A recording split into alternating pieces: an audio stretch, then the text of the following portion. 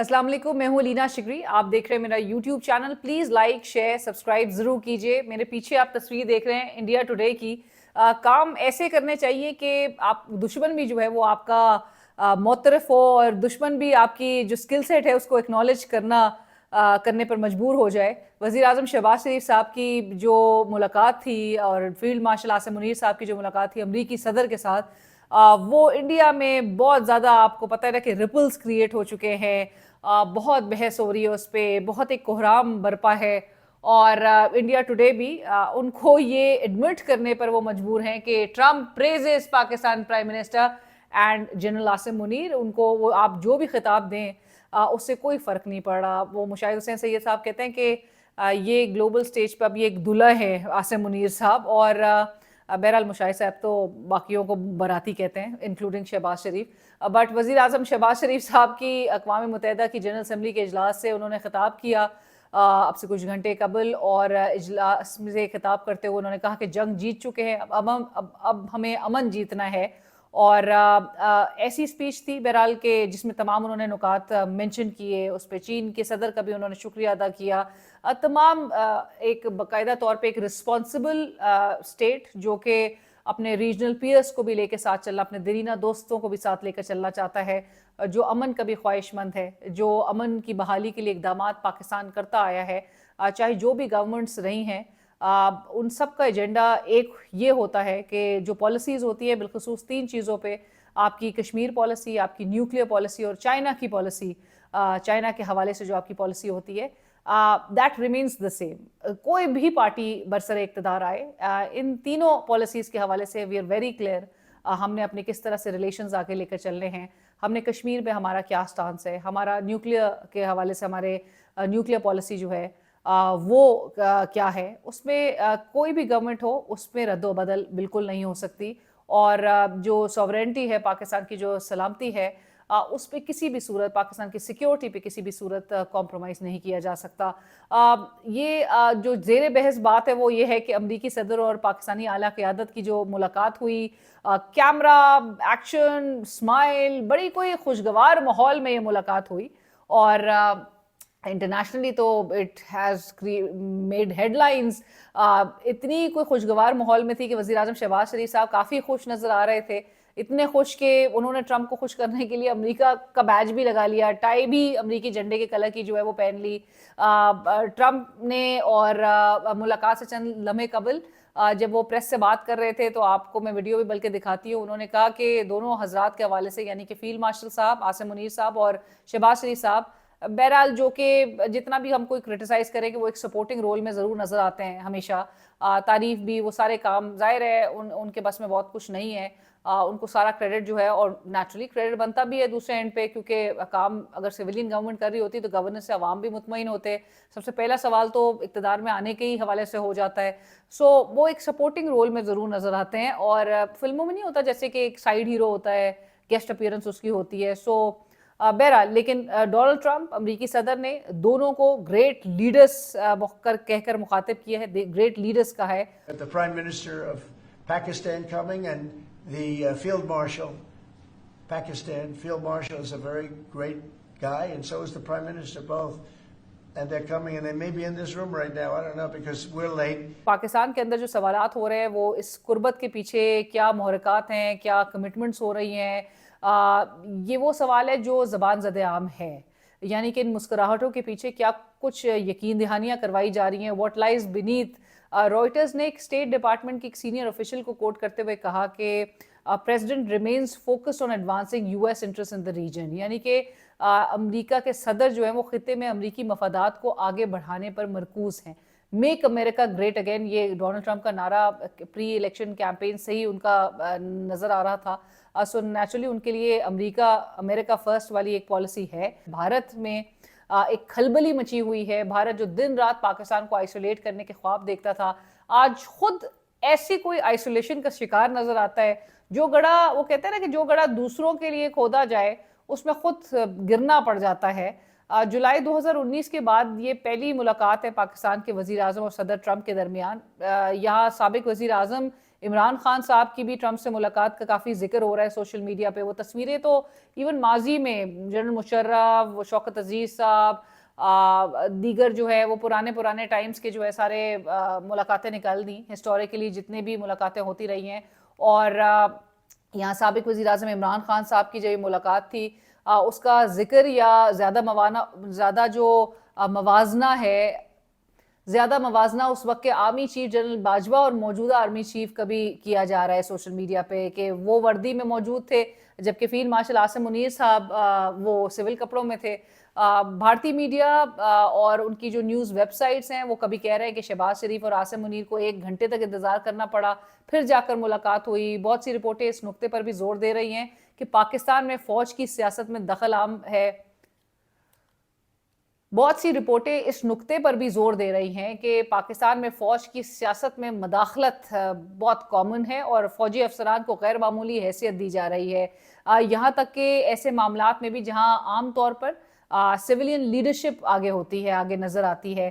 اچھا, اس قسم کا بھی موازنہ کیا جا رہا ہے کہ پاکستان میں بھی اس قسم کا موازنہ پاکستان میں بھی کیا جا رہا ہے. تصویر شیئر کی جا رہی ہے کہ ایک طرف صدر ٹرمپ کے ساتھ دنیا بھر کے ممالک کے سربراہان وزرائے اعظم کی 1-on-1 ملاقات ہو رہی ہے, تو دوسری طرف گزشتہ روز کی جو یہ ٹرائیو ملاقات ہے وزیر اعظم شہباز شریف, فیلڈ مارشل عاصم منیر اور ڈونلڈ ٹرمپ کے ان کے ساتھ. کچھ رپورٹس اس سے متعلق انٹرسٹنگلی کچھ رپورٹس نے لب و لہجے, لباس یا علامتی اقدامات پر بھی غور کیا. یہاں تک کہ ٹرمپ کی جو فائٹر جیٹ ایک لیپل پن پہننا اور اس کی تشریح کچھ یوں کی گئی کہ شاید یہ کوئی اشارہ ہو رہا ہے کسی بڑے گیم پلان کی طرف. سوال یہ ہے کہ سب کچھ جتنا اچھا نظر آ رہا ہے عالمی سٹیج پر, کیا پاکستان کے اندر بھی حالات اتنے ہی اچھے ہیں؟ شہباز شریف صاحب نے امریکی کمپنیوں کو پاکستان میں سرمایہ کاری کی دعوت دی. حقیقت یہ ہے کہ جیسے ہی شہباز شریف صاحب جہاز لے کر پاکستان واپس آئیں گے, ابھی تو خیر وہ واپسی پر لندن میں چند لوگوں کی بڑی وہ بیٹھک ہوگی اور ملک کی تقدیر کے فیصلے ہونے ہیں. ڈاکٹر طارق فضل چودھری صاحب 2 روز قبل وہ کشمیر کی وہ عوامی ایکشن کمیٹی کے حوالے سے فرما رہے تھے کہ 5-6 لوگ آئین میں تبدیلی نہیں کر سکتے, لیکن طارق صاحب کے پاس اس بات کا بھی کوئی جواب نہیں ہوگا کہ 5-6 لوگ لندن میں ملک کے فیصلے کیسے کر رہے ہوتے ہیں. بڑے میاں صاحب سے متعلق آج یہ خبر سامنے آئی کہ انہیں جنیوا کے اسپتال سے ڈسچارج کر دیا گیا ہے. لوگ پریشان ہیں کہ انہیں بیماری کیا ہوئی تھی کیونکہ کوئی خبر اس سے متعلق سامنے نہیں آئی. بہرحال جب شہباز شریف صاحب وطن واپس لوٹیں گے تو ان کا سامنا پھر انہی سوالوں سے ہوگا کہ وہ سیٹ جس پر وہ بیٹھے ہیں وہ کتنا جواز رکھتی ہے, وہ ووٹ کہاں ہیں جن سے وہ اس کرسی پر آئے ہیں, عوامی پذیرائی کہاں ہے, جبکہ جس کے مینڈیٹ پر آپ ملک کے وزیر اعظم بنے بیٹھے ہیں اس مقبول ترین لیڈر کو جیل کی سلاخوں کے پیچھے رکھا ہوا ہے. پاکستان کے اندر معاشی بحران ہے, تمام سیکٹرز منفی رجحان دکھا رہے ہیں, اداروں کا زوال ہے, بے روزگاری ہے, لا اینڈ آرڈر کا مسئلہ روز بروز بڑھتا چلا جا رہا ہے. اپنے لوگوں کے حوالے سے اور ان کے خلاف جو ہے وہ آپریشن پہ ایک غم و غصہ ہے, لوگوں میں ریج ہے. اب وہ کون ٹھیک کرے گا؟ یہ وہ حقیقی سوالات جنہیں شہباز شریف صاحب آج تک ایڈریس نہیں کر سکے.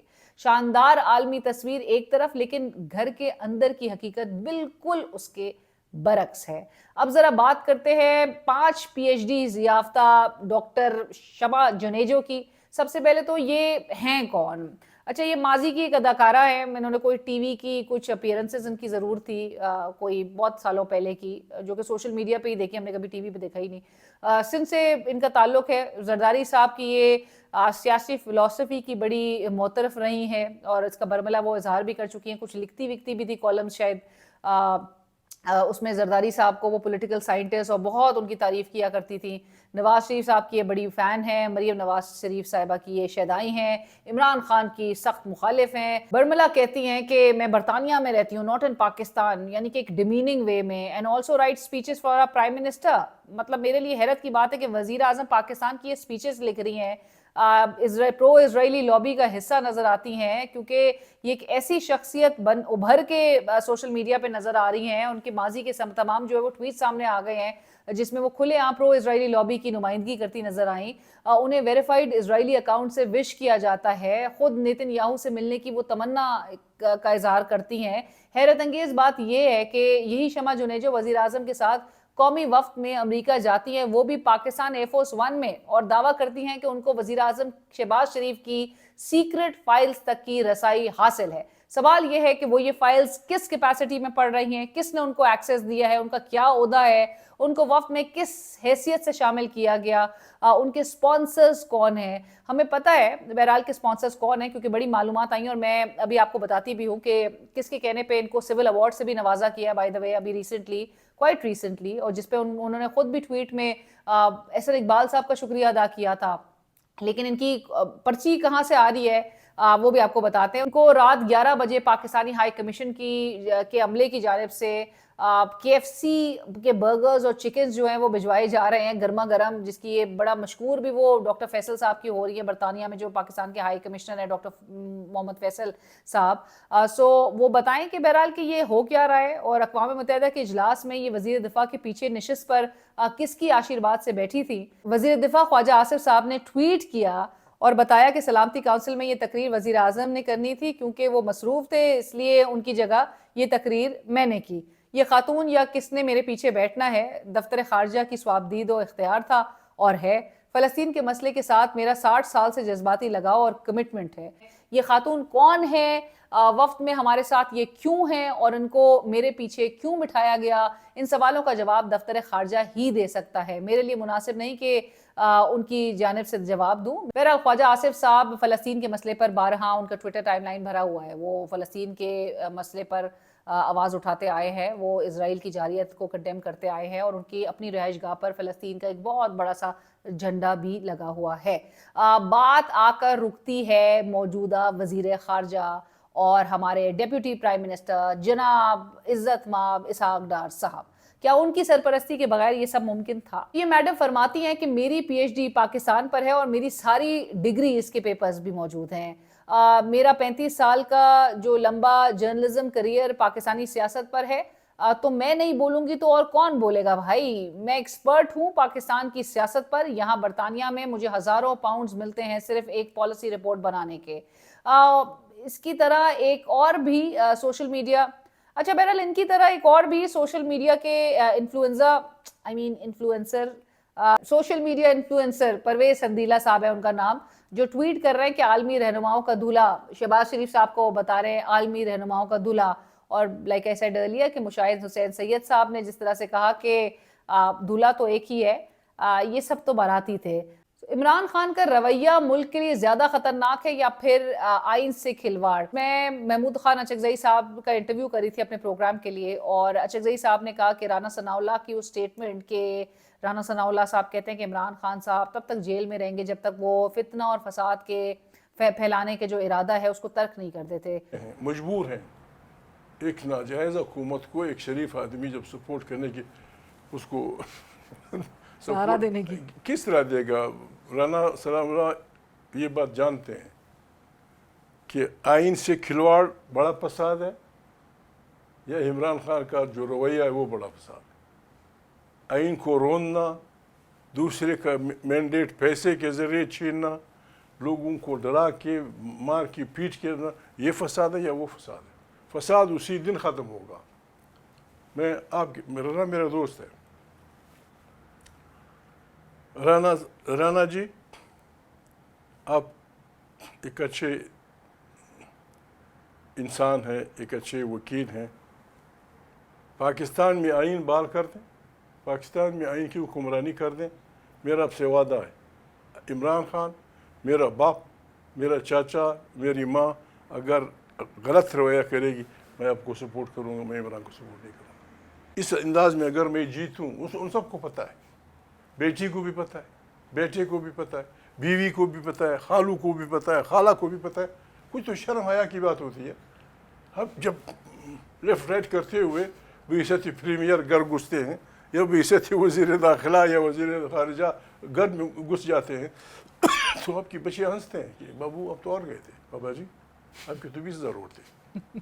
آپ کے مقابلے میں جو بچی کڑی تھی یا جو ڈاکٹر صاحبہ عورت کڑی تھی اس کے آپ کے ووٹ 30,000 زیادہ تھے.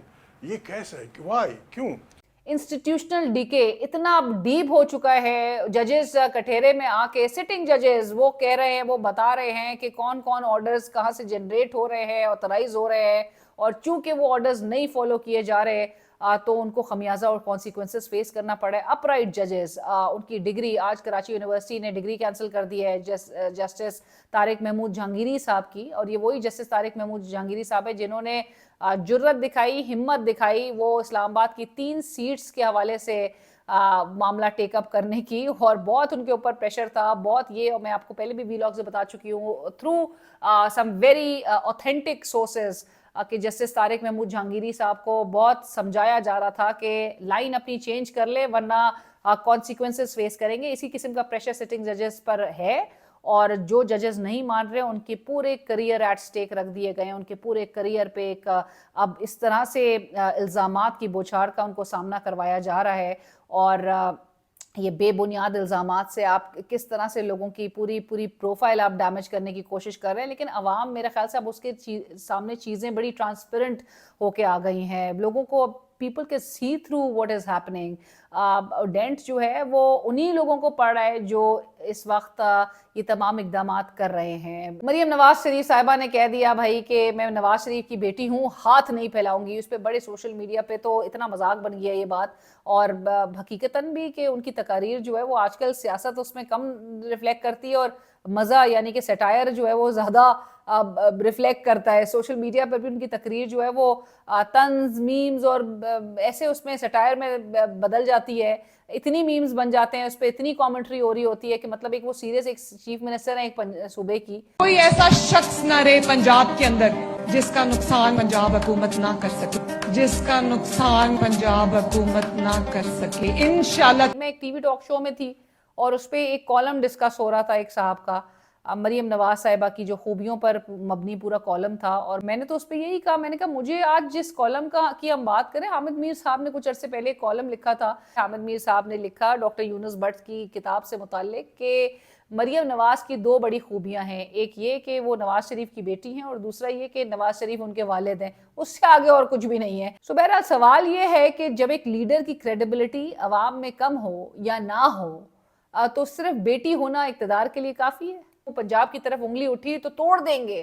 اتنی وائلنٹ اور ریج ایک ذرا ریفلیکٹ کر رہا ہے مریم نواز کی اب تقریر میں بھی, مطلب اتنا وائلنٹ ہونے کی, آپ وہ اس کو کامیکل رکھیں وہ زیادہ بہتر ہے, لیکن وائلنٹ ہو کے, کیونکہ لوگ پھر بھولے نہیں ہیں کہ آپ جو کچھ خود دوسرے صوبوں سے متعلق آپ کہتی رہی ہیں. پھر آپ نے خیبر پختونخوا سے متعلق یہ ضرور کہا تھا کہ ٹیررسٹ اور اسمگلرز کا اسے کوریڈور کہا تھا, وہ بھی لوگوں کو یاد ہے. سو بہرحال کہنے کا مقصد ہے کہ اس میں صوبوں میں ڈویژن نہ کریٹ کیجئے. یہ پاکستان ہے, سب کو مل جل کے لے کر چلنا ہے.